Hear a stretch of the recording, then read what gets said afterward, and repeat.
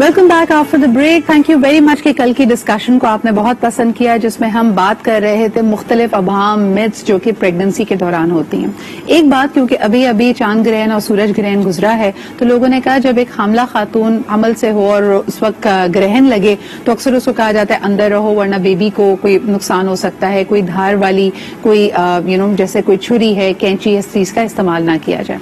اور ایک بہت بڑی مت جو اس سے اٹیچ کی جاتی ہے کہ خدا نخواستہ اگر ایسا کیا تو اس کا پتہ نہیں سایہ پڑتا ہے بچے پہ, اینڈ ہی اور she may be born with a cleft lip. تو ہم نے سوچا کہ آج سائنٹیفکلی یہ جو کنڈیشن ہے جس میں ہم دیکھتے ہیں کہ پوری دنیا میں اگر دیکھا جائے تو 700 میں سے ایک بچہ اس سے ضرور افیکٹ ہوتا ہے. کلیفٹ لپ یا کلیفٹ پیلٹ اس کو کہا جاتا ہے, جو کہ ایک ہونٹ پہ ایسا لگتا ہے کہ کٹ لگا ہوا ہے. اٹس اے اسپلٹ جس کے ساتھ بچہ naturally it's born with it, اور اس سے اس کے اوپر کا تالو اور جو ہونٹ ہے وہ ایسا محسوس ہوتا ہے جیسے کٹا ہوا ہے.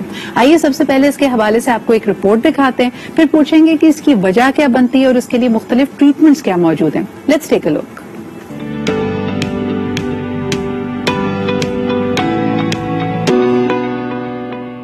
دوران حمل 3 مہینے میں چہرے کے مختلف حصے الگ الگ بن رہے ہوتے ہیں جو بعد میں مل جاتے ہیں اور چہرہ مکمل ہو جاتا ہے. اگر کسی بھی وجہ سے یہ چہرے کے مختلف حصے نہ مل پائیں تو کٹا ہوا ہونٹ یا کٹا ہوا تالو یا دونوں نمودار ہو سکتے ہیں.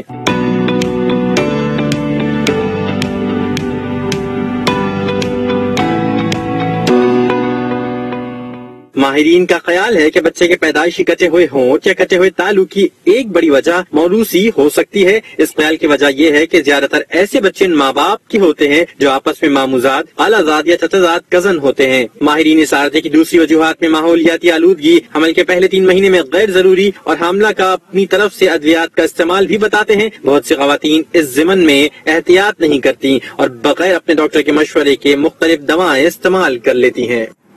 جی جناب, تو یہ اس کی کچھ ازمپشنز ہیں, میڈیکل ازمپشنز ہیں, لیکن اس کے ماہر جناب ڈاکٹر مظہر نظام صاحب ہمارے ساتھ موجود ہیں. آپ میڈیکل ڈائریکٹر اور پلاسٹک اینڈ ریکنسٹرکٹیو سرجن بھی ہیں ایٹ دا پٹیل ہاسپٹل, اور ان کی مہارت اور خصوصی ایکسپرٹیز ہے when it comes to cleft lip and cleft palate. ان سے جانتے ہیں کہ ہماری رپورٹ میں بھی جو ہمیں فائنڈنگز ہیں وہ کس حد تک درست ہیں. بہت بہت شکریہ ڈاکٹر مظہر ہمارے لیے وقت نکالنے کے لیے. انہوں نے کہا کہ ایکلپس کا تو ہم نے اسٹیبلش کیا کہ اس سے کوئی تعلق نہیں ہے, لیکن پھر بھی لوگ یہ اسیوم کرتے ہیں. لیکن مختلف ادویات کا استعمال یا پھر کزن میرج اس کی وجہ بنتا ہے, کیا اس کی کوئی سائنٹیفک بیسس ہیں؟ اس کی سائنٹیفک بیسس تو ہے. جیسے آپ قریبی رشتہ داروں میں شادی ہو تو اس میں ہم نے دیکھا ہے کہ اس میں بچوں کو کلیفٹ لپ اینڈ پیلٹ کی بیماری زیادہ ہوتی ہے. صحیح. اسی طرح اگر ایک خاندان میں ہے یا ایک گھر میں ہے تو سبلنگز میں ہونے کے چانسز جنرل پاپولیشن سے زیادہ بڑھ جاتے ہیں. تو یہ بات یہ مشاہدہ اس بات کی نشاندہی کرتا ہے کہ definitely there is some linkage families میں ہوتی ہیں, یعنی جینیٹک اور ہیریڈیٹی اس میں ہو سکتا ہے. اگر آپ کے خاندان میں ایسی کوئی اکرنس ہے تو پھر بہت ممکن ہے کہ بچے میں ہو. اچھا, آبویسلی اپنے بچے کو ایک نارمل چیز نہ ہو تو بہت پیرنٹس گھبرا جاتے ہیں. If a child is born with a cleft lip, تھوڑا سا ڈاکٹر صاحب بتائیے گا کہ اس کی اب سرجری جیسے آپ کرتے ہیں اس کے لیے سب سے موزوں ایج کیا ہے, اور فوری طور پہ پیرنٹس کو کس چیز کا دھیان رکھنا چاہیے, کیونکہ اگر تالو یا ہونٹ کمپلیٹ نہیں ہے تو بچے کو فیڈ کرنا, اس کے لک آفٹر میں کن چیزوں کا دھیان رکھنا ضروری ہے؟ اس پہ میں 1 منٹ میں آتا ہوں, لیکن میں ایک چیز اور کریکٹ کر دوں کہ زیادہ تر کیسز میں ہمیں کوئی لنکیج ایسی نہیں ملتی ہے. لیکن یہ لنکیج ہے. چند میڈیکل سنڈرومز ہوتے ہیں جن میں کہ کلیفٹ لپ اینڈ پیلٹ ان کے ساتھ ڈیفینیٹلی اٹیچ ہوتا ہے. یہ میرجز میں ہم نے دیکھا ہے, کلوز ریلیٹو میں ہے. یہ تو ایک چھوٹا پورشن ہے, لیکن زیادہ تر جو ہے اس میں ہمیں نہیں پتا کیا ہوتا ہے. ایڈیوپیتھک اس کو کہیں گے. سو کئی جگہ ان ایکسپلینڈ ہے, اور لیکن پروپینسٹی یا پاسبلٹی بڑھ جاتی ہے اگر فیملی میں آلریڈی ہو. جی بتائیے گا کہ if a child is born with it, تو سب سے پہلے تو پیرنٹس گھبراتے ہیں. بالکل نیو بورن بیبی کا خیال کیسے رکھا جائے جب وہ کلیفٹ لپ یا کلیفٹ پیلٹ ہو؟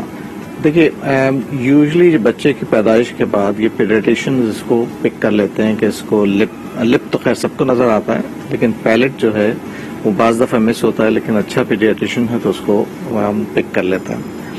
اچھا, اگر صرف لپ ہو تو اس میں فیڈنگ میں کوئی مسئلہ نہیں ہوتا, کیونکہ پیلٹ انٹیکٹ ہے, وہاں سے اس کا جو ہے فیڈنگ ٹیوب وغیرہ سب صحیح ہے. اس میں نیزل کیویٹی اور فیڈنگ اسپیس میں کوئی کنیکشن نہیں ہے.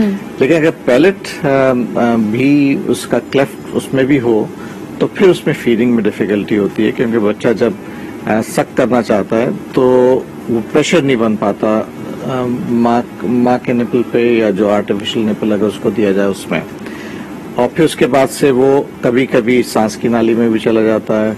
जब सांस की नाली में जाता है तो फिर उसको इन्फेक्शन होने का खतरा होता है, कॉम्प्लिकेशन बढ़ जाती है। तो उसके लिए हाँ जी, जी, उसके लिए मेरे ख्याल से सबसे बेहतर चीज ये है कि जो लोग इसको डील कर रहे हैं रेगुलर बेसिस पे, उनसे फौरन कंसल्ट किया जाए।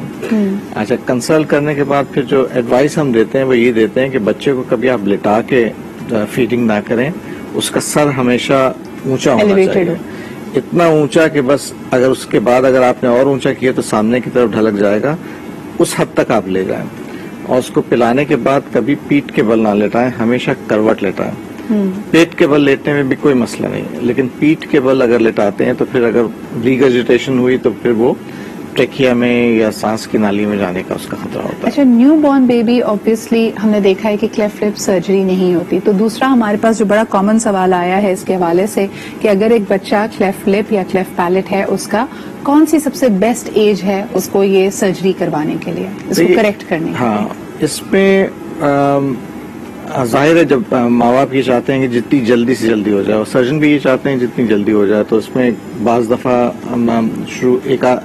कुछ सर्जन ने ये भी ट्राई किया कि पैदाइश के हफ्ते भर या फौरन कर दिया जाए, लेकिन जो अब एक टाइम क्लेफ्ट लिप के लिए है वो ये है कि अराउंड 3 months। ठीक है, उसमें चंद फैक्टर्स होते हैं कि बच्चे की नशोनुमा सही हो रही हो, उसका वेट बढ़ रहा हो सही, उसके जो हीमोग्लोबिन लेवल्स हों वो भी अच्छे हों। ठीक है। पैलेट के लिए बाय एंड लार्ज टाइम लिया जाता है 9 महीने से लेकर साल भर तक का। ये उस वक्त जबकि हर चीज आइडियल हो, यानी कि बच्चे की परवरिश सही हो रही हो, बच्चे का वजन बढ़ रहा हो, उस वक्त आप 9 महीने पे ना इसकी तो अगर आप होंठ की बात करें तो कम से कम बच्चे की उम्र 3 महीने होनी चाहिए, और अगर क्लेफ्ट की बात करें तो कम से कम बच्चे की उम्र 9 माह होनी चाहिए। बिल्कुल न्यूबॉर्न बेबी पे ऑपरेट करना रिस्की हो सकता है, तो आप लोग थोड़ा उसको टाइम देते होंगे। रिस्की से ज्यादा ये है कि हमें लॉन्ग टर्म रिजल्ट्स जो है ना न्यूबॉर्न पे अगर ऑपरेट करें तो इतने अच्छे नहीं मिलते। आइडिया ये था कि अगर आप न्यूबॉर्न पे ऑपरेट कर देंगे तो स्कार जो है वो नहीं बनेगा, लेकिन एक जो चीज है वो ये कि न्यूबॉर्न के टिश्यूज इतने छोटे होते हैं, इतने अंडर डेवलप होते हैं कि आप उनको सही से रिपोजिशन और रीअलाइन नहीं कर सकते। सही। तो इसलिए 3 महीने की जो उम्र है लिप के लिए वो एक अच्छी उम्र है जिसमें कि टिश्यूज इतने डेवलप हो जाते हैं कि आप लिप को एक अच्छी शक्ल दे सकते। बिल्कुल। डॉक्टर साहब, आखिरी सवाल आपसे करना चाहूंगी कि अमूमन एट एन एवरेज इस पे खर्चा कितना आता है, और मुझे पता है कि जो लोग जो मुखय्यर अफराद हैं वो यकीनन इसके लिए डोनेट भी कर सकते हैं, और आप लोग चैरिटेबल कॉजेज के तहत पटेल हॉस्पिटल में इसके ये सर्जरीज करते भी हैं उन पेरेंट्स के लिए, उन बच्चों के लिए जो ये खुद अफोर्ड नहीं कर सकते, तो तकरीबन कितना खर्चा आता है? तो ये पटेल हॉस्पिटल पे हमारे पास एक स्कीम चल रही है जिसपे हम एक इंटरनेशनल ऑर्गेनाइजेशन से कोलैबोरेशन कर रहे हैं। अगर पटेल में कोई ऑपरेशन करा रहा है और उस स्कीम को ले रहा है तो उसका एक भी पैसा खर्च नहीं होता, तो बिल्कुल फ्री है। क्लेफ्ट लिप, पैलेट और उससे रिलेटेड चंद जो सर्जरीज हैं वो पटेल में फ्री हैं। अगर आप पैसे दे के या अगर प्राइवेटली करवाना चाहते हैं तो पटेल में करवाएंगे तो अराउंड 60-65 तक आता है, और प्राइवेटली जो लोग कर रहे हैं वहाँ जरा ज्यादा है चार्जेस। तो यानी कम से कम इसकी जो कॉस्ट आपको बढ़ती है 65 से 70 हजार रुपए पड़ती है। स्कीम के तहत अगर आप पटेल हॉस्पिटल में जाएं तो जरूरी नहीं है कि आपके पास ये फंड्स हों, आप स्कीम के तहत इसको फ्री ऑफ चार्ज भी करा सकते हैं। एंड अदर पीपल जो ये आगे बढ़कर अगर इसमें डोनेशन देना चाहें, इस तरह की फैमिलीज को, पेरेंट्स को हेल्प करना चाहें, तो याद रखिए आप एक बच्चे का पूरा मुस्तकबिल, उसकी जिंदगी को संवार रहे हैं। बहुत बहुत शुक्रिया डॉक्टर साहब यहाँ पे मौजूद होने के लिए और इससे रिलेटेड हमारे जो क्वेश्चंस हैं उनको आंसर करने के लिए। अब बढ़ते हैं जी, हमारे पास हमारी अगली मेहमान मौजूद हैं जो कि एक she belongs to a family जहां पे ऑफ कोर्स गाना और entertainment comes very naturally to them. They are very gifted, very talented. Pakistan की म्यूजिक इंडस्ट्री का एक बहुत बड़ा नाम है इनके वालिद, और यकीनन ये भी अपनी एक खास जगह बना रही हैं। इनका लेटेस्ट सॉन्ग इस वक्त रिलीज हुआ है जिसका नाम है जी पहचाना। आइए आपकी मुलाकात करवाते हैं ज़ौ अली से। अस्सलाम वालेकुम ज़ौ।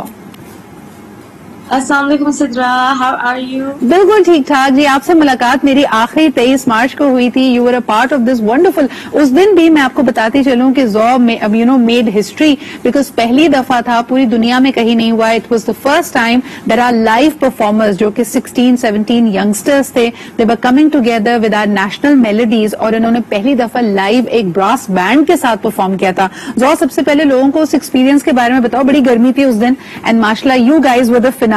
So how did you feel that day? I think اس دن ہم سب کی ایک excitement level was different. We had been rehearsing for a very long time. ہم تھے وہاں کچھ دن اسلام آباد میں, all of us. Yes. But it felt really, really good جب ہم نے perform finally کیا. And then people loved it. And then it was a very long segment. Like it was a 9-minute plus segment. اور ہم لوگوں کا float, it came in the like at the very, very end. But it felt amazing that, we finally did this. اور بہت اچھا experience. نہیں, we could definitely feel the energy. نہ صرف آپ لوگوں کو اسکرین پہ دیکھ کے بڑا مزہ آ رہا تھا, بلکہ ہم جو لائیو وہاں پہ آپ کی پرفارمنس دیکھ رہے تھے, واقعی آپ نے پورا جو سما تھا اس کو اپنی مٹھی میں بند کر لیا تھا. اچھا, مجھے اب اپنے نئے یہ گانے کے بارے میں بتائیے. پہچانا, اس کی انسپریشن کیا تھی؟ What's the story behind it? So Pehchana is the first original that I composed and wrote. So I'm very proud about that fact. یہ بنا تھا around 1.5 سال پہلے, and my brother Shabi is the one who produced it. So he just came up with like a groove اچانک ایک دن, اور اس نے مجھے سنایا, and he told me کہ ذو, میں JBR سے واپس آتا ہوں, just listen to this and see if you can come up with something. So he came back in 20 minutes and I had written the entire song. Because I really love مجھے melody اور وہ سارا کچھ اسی پہ آ گیا. So this is how Pehchana came about. And it's a song about how people recognize each other before even meeting in person. How you just recognize someone's soul. How you kind of feeling آتی ہے کہ ہاں maybe یہ مجھے سمجھ سکتا ہے یا میں ان کو سمجھ سکتی ہوں. I think that connection, that click that young people so often talk about, کہ کسی سے ملاقات ہوئی ہے اور بہت ہی کم مدت میں عرصے میں ایسا لگا ہے کہ میں اس شخص کو بہت پہلے سے جانتا ہوں. لیکن مجھے ایک بات بتائیں ذو, you are so talented, your brother is so talented, اور ایک مجھے لگتا ہے کہ پاکستانی میوزک انڈسٹری میں ایک خلا موجود ہے جو کہ نازیہ اینڈ زویب حسن کے بعد we haven't seen a brother sister duo come together and perform together. کبھی سوچا ہے کہ ایسا کچھ کچھ collaboration کی جائے and maybe we see you both singing together? Sidra, we would love to do that, but sometime down the road. Abhi we're too busy carving our own, our own identity. Abhi not anytime soon, but jab hoga to we would want to do it like in a really fun way or مزہ آئے گا. اچھا ذو, مجھے بتاؤ, میں پہچانا کی ابھی تم سے اسٹوری سن رہی تھی, تو you sound like an old civil, اور اکثر لوگ یہ بات کرتے ہیں کہ ذو کافی کم عمر ہیں, اور جو ان کے گانے ہوتے ہیں, جو ان کا میوزک ہوتا ہے, the kind of music she produces, it's very soulful, it's very it's very mature. How do you take that as a feedback to your music? I think they're not too wrong. They're not too بالکل غلط بات نہیں ہے, because مجھے music جو relate کرتا ہے, جسے میں بھی ریلیٹ کرتی ہوں, it's very melodic اور it's very lyrically heavy. اور جو میں نے I think جو میں نے start بھی جس طرح سے کیا, like I sang Begum Akhtar the first time, then I sang Farida Khanum G, then I did گھڑی گھڑی, and then تو وہ ایک different elements وہ اب لوگ آہستہ آہستہ I think they're getting to know me, like they're getting to know ذو, تو آہستہ آہستہ they will also see کہ the kind of music that I grew up on, وہ بہت diverse ہے. وہ اس میں R&B کا بہت زیادہ بہت انفلوئنس ہے, اس میں ورلڈ میوزک کا بہت انفلوئنس ہے, تو اتنی ساری مل کے چیزیں ہیں. سیمی کلاسیکل کا بھی تھوڑا سا انفلوئنس ہے, غزلیں بھی مزہ آتا ہے سننے میں بھی, گانے میں بھی. اچھا, تو جو دیکھنے اور سننے والے ہیں اس وقت, اگر ہم ان کی شروعات, یعنی آج ان کی صبح کی شروعات تھوڑی سی سریلی کر دیں تو کیا بات ہے. آپ ہمارے ساتھ موجود ہیں, میں ضرور چاہوں گی کہ بے شک پہچانا اور any other song of your choice وہ تھوڑا سا ہمیں گنگنا کے تو سنائیں.